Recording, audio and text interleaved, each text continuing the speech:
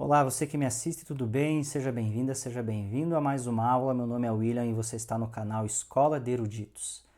Nesse estudo eu quero falar sobre a busca ou o contato com o divino, com o sagrado, além dos nossos cinco sentidos. Por quê? Todos nós temos nossas práticas diárias de contato com o sagrado, pela busca do divino, seja com oração, meditação, nossas preces, a leitura de escritos sagrados, enfim, cada um tem a sua particularidade dentro dessa área. O que eu quero passar aqui é uma prática, na verdade esse vídeo aqui é o início de uma prática que eu vou estar mostrando para vocês no decorrer das aulas, que é chamada de teurgia, que é uma palavra do grego que significa obra de Deus.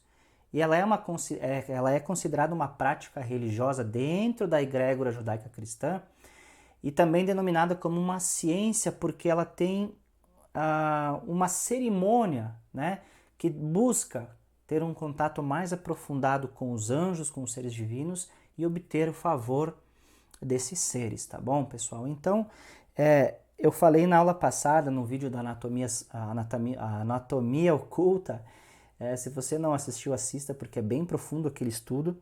E ali eu falei dos 7 corpos dimensionais que todos nós temos, que é o corpo físico, né, ou biológico, o corpo astral, etérico, aí depois nós temos o corpo mental inferior, mental superior, acástico e espiritual.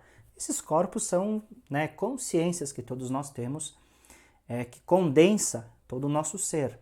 E esses 7 corpos estão divididos no que a árvore da vida fala de 4 mundos, que é o mundo da ação, que nós temos aqui na matéria, que é onde tem o nosso corpo biológico, que é chamado de mundo sensorial, que é onde nós utilizamos dos nossos 5 sentidos para perceber o nosso mundo. Logo acima, no segundo mundo, dentro da árvore da vida, é o mundo da formação, é onde trabalha com os sentimentos, ou seja, onde está a nossa alma, atuando na nossa alma, que é onde estão presentes as consciências, veículos ou corpos etérico e corpo astral. O terceiro mundo da árvore da vida, então, é chamado de mundo da criação, que é onde atuam as nossas consciências do mental superior e mental inferior. E o quarto mundo é chamado de mundo da emanação, que é o mundo espiritual, onde estão contidos as nossas consciências, veículos ou corpos acásticos e espiritual, que eu já expliquei sobre isso no vídeo anterior. Então, pessoal, esse estudo aqui também está fundamentado dentro da Kabbalah, dentro da árvore da vida, que é onde eu obtive meus estudos por anos, tá? Com a sabedoria das eras também. Então, eu espero contribuir com mais esse estudo para você. Desde já peço o seu like, gentilmente, para fortalecer o canal. Peço que se inscreva se não for inscrita, se não for inscrito, compartilha com outras pessoas se assim você desejar. Desde já o meu agradecimento, tá bom, pessoal? Então vamos lá. Eu vou dizer assim, ó, que o homem sábio, o verdadeiro homem sábio, a mulher, né, o homem no gênero, que pode pôr-se em contato com forças conscientes da natureza, ou do mundo astral e do mundo espiritual por meio de processos, digamos assim, regidos por cerimônias, por preces e utilizando símbolos, é um homem que verdadeiramente busca uma proximidade maior com o sagrado. Por outro lado, se esse contato com essas forças é conseguido por pessoas sem conhecimento, apenas crentes na existência do poder que, digamos, tem disponível para si, elas conseguem as suas realizações dentro do que se pode denominar como homem religioso. Então existe uma diferença entre o homem sábio, que é aquele homem espiritual que busca verdadeiramente o contato com o divino, e o homem religioso que simplesmente utiliza das suas preces, dos seus símbolos, como o padre usa da hóstia na igreja católica, como na igreja evangélica usa-se do pão e do vinho para simbolizar a ceia, mas não existe uma profundidade acerca desses símbolos. Por quê? Porque simplesmente existem pessoas que creem, mas não sabem no que estão crendo. Por quê? Porque crer significa apenas acreditar, mas não saber. Porque a fase da crença é anterior à sabedoria. Então, o que acontece? Existe uma limitação entre o homem religioso e o homem que é sábio, que busca espiritualidade. O homem religioso ele fica dentro de um teto, ele fica limitado dentro da sua religião. O homem que é um livre pensador, que é um sábio, ele busca evoluir cada vez mais, e é por isso que eu estou passando esse conhecimento para você, tá bom? Então aqui está a árvore da vida que eu mostrei, que eu falei do início, com os 4 mundos e os 7 corpos dimensionais, porque sendo a vida constituída de realizações, tanto no plano físico, emocional, mental e espiritual, pode-se supor que os corpos correspondentes nessas dimensões, quando atingidos e vibrados pela prática da magia teúrgica, acionam forças que se concentram e se conectam com o indivíduo e que, pela lei da afinidade, vão juntar-se a outras forças idênticas, formando agentes poderosos, mesmo que não são perceptíveis aos nossos 5 sentidos. Por isso que eu falei que o que eu estou começando aqui a passar nesse ensinamento é uma evolução dentro desses 4 mundos, utilizando-se esses 7, na verdade, esses 7 corpos mentais que vocês estão vendo aqui, ó. Esses 7 consciências, não 7 corpos mentais, essas 7 consciências. Então a gente começa a trabalhar, desenvolver as faculdades sensoriais, os nossos 5 sentidos, depois a gente vai trabalhar a conexão do corpo etérico e astral, subindo para o mental superior e inferior, até trabalhar nosso último estágio, que é o corpo acástico e espiritual. Então vou desenvolver essas práticas, vou passar aqui as instruções para que você consiga assim também evoluir, tá certo?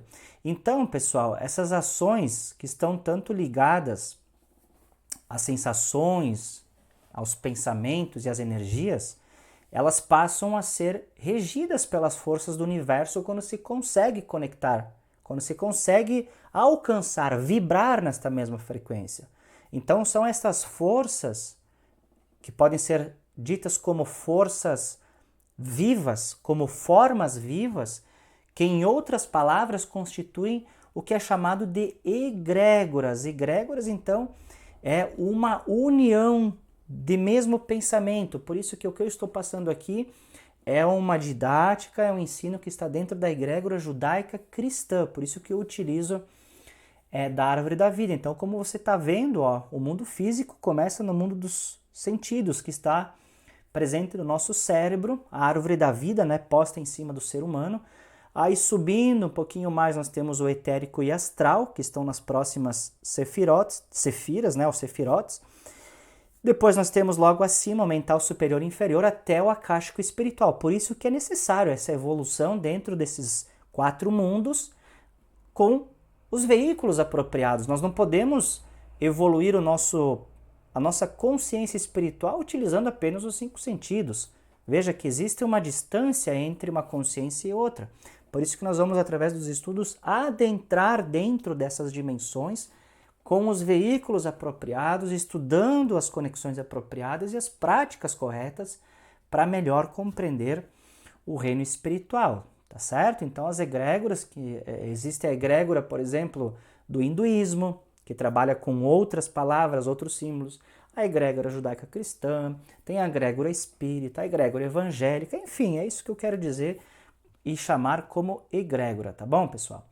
Bem, olha só, nos tempos de guerra, é interessante falar, entre os povos ali descritos na Bíblia, se a gente lê a Bíblia no Antigo Testamento principalmente, nós vamos perceber que existiram muitas batalhas, muitas guerras, né?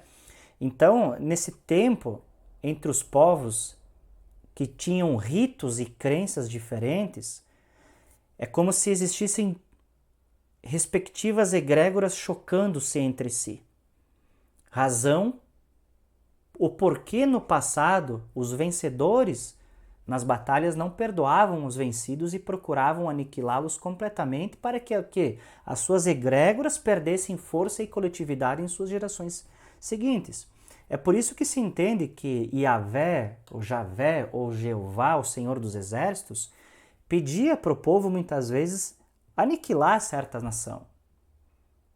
Não no sentido de que, claro, existe uma questão de que ele queria somente adoração para si, mas era para quê? Porque aqueles povos eram contrários ao pensamento que Yahvé instituiu como lei para aquele povo.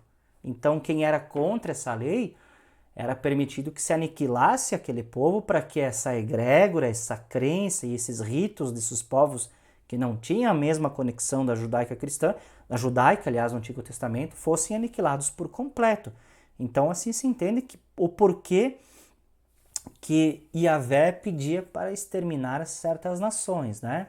Então, aqui você está vendo mais uma representação dos 7 corpos, 7 vínculos, os 7 consciências distribuídos dentro da espiritualidade. Então, pessoal, veja que é importante, porque o sistema de estudo aqui que eu estou propondo, ele age como um agente catalisador, tá certo? Não sou guru de ninguém, mas o que eu quero passar aqui são ensinamentos que possam agir como um catalisador, um potencializador que possa auxiliar na evolução da sua alma. A alma é a que mais evolui dentro desses estágios.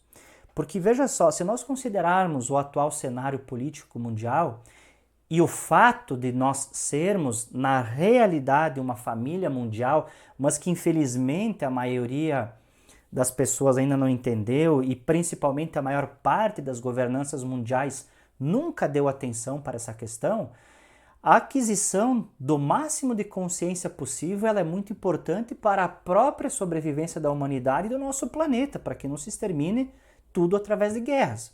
Além disso, pensa comigo, o aumento da tecnologia causou o quê? Um esquecimento da interiorização e acabou o quê? Contribuindo muito mais para desenvolvermos com urgência e estabelecermos uma conexão com a nossa experiência instintiva e espiritual, né? Nas camadas, vamos dizer, mais profundas do nosso espírito. E para isso ser possível, é necessário de arquétipos, de símbolos, de preces, de cerimônias, de orações, que nós vamos usá-las através da teurgia aqui chamada por mim para efetivar esse estudo, tá bom? Veja que estudar o oculto, muitas pessoas têm medo, mas estudar o oculto, pessoal, nada mais significa que o estudo daquilo que está escondido além da percepção dos nossos 5 sentidos, só isso.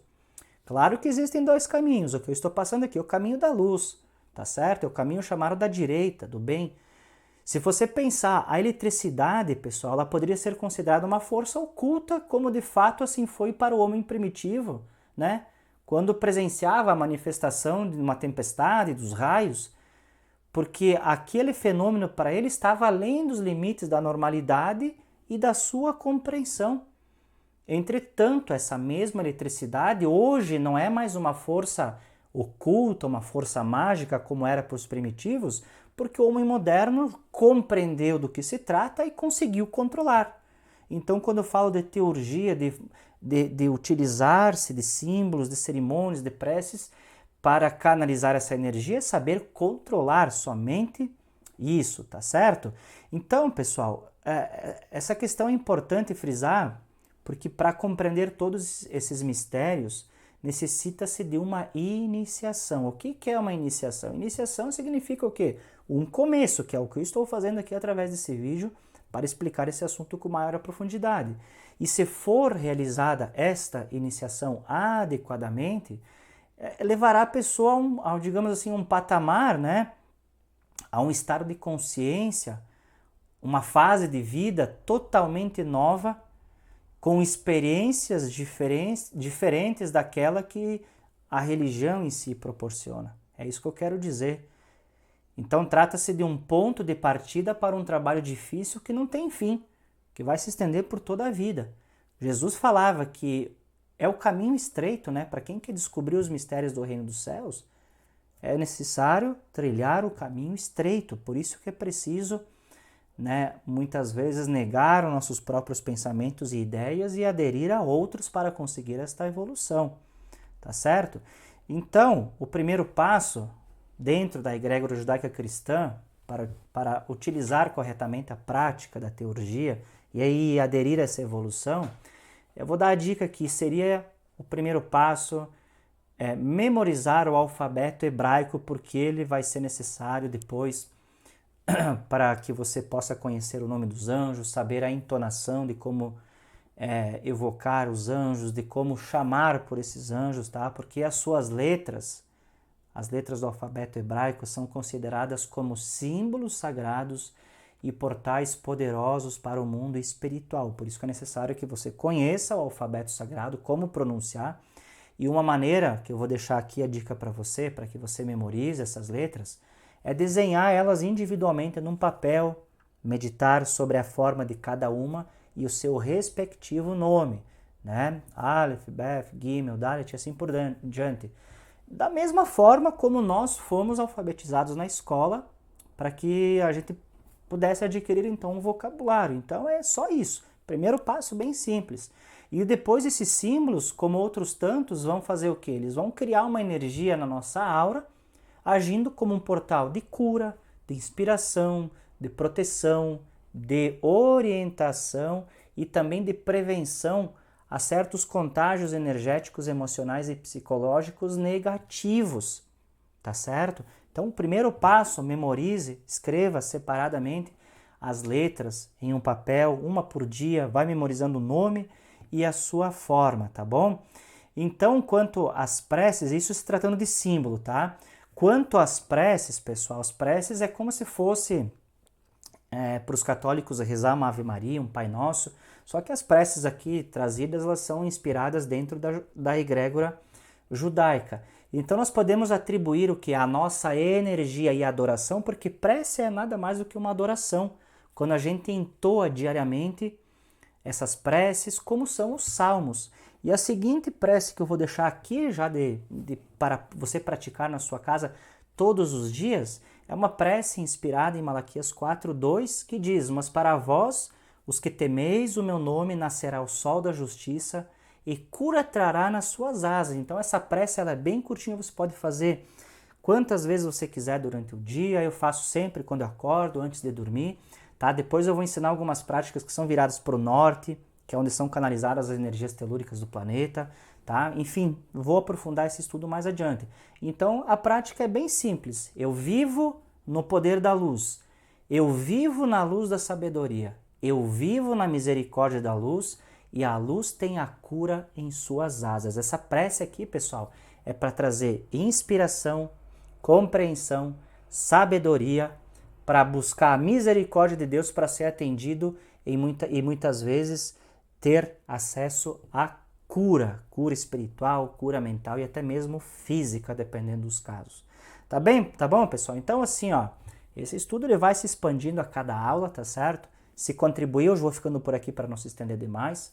Se você gostou, deixa seu like, se inscreva se não for inscrito para não perder a continuação nos próximos vídeos, tá certo? Eu vou falando mais, sempre dentro de uma contextualização para que fique tudo esclarecido para você. Se tiver dúvidas, deixa aqui no comentário, que eu vou ter imenso prazer de interagir com você, tá bom? Hoje eu vou ficando por aqui, então vejo você no próximo vídeo, na próxima aula aqui na Escola de Eruditos. Até mais!